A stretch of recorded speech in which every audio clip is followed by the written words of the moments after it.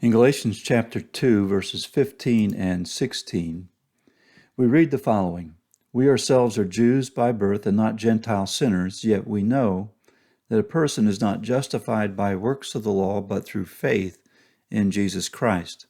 So we also have believed in Christ Jesus, in order to be justified by faith in Christ and not by works of the law, because by works of the law no one will be justified."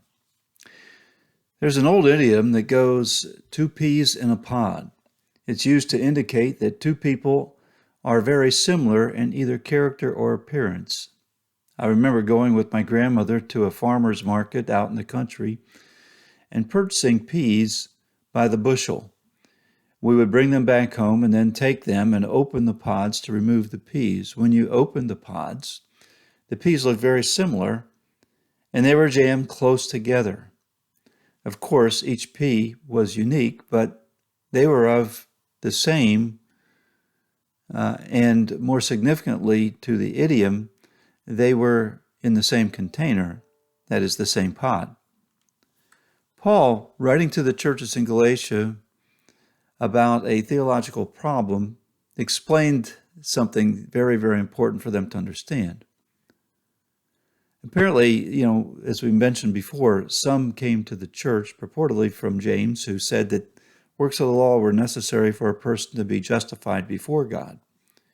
And this was undermining the message of grace salvation through faith in Christ alone. The false teaching began to create a division, or could create a division in the church between Jewish believers and Gentile believers.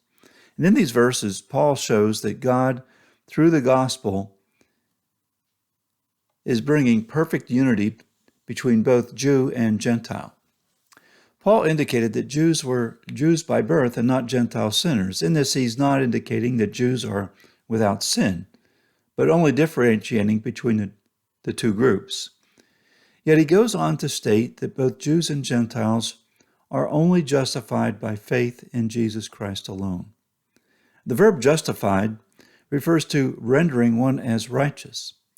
Paul indicated that he and the Jews have believed in Jesus for justification, and that this same requirement was for the Gentiles.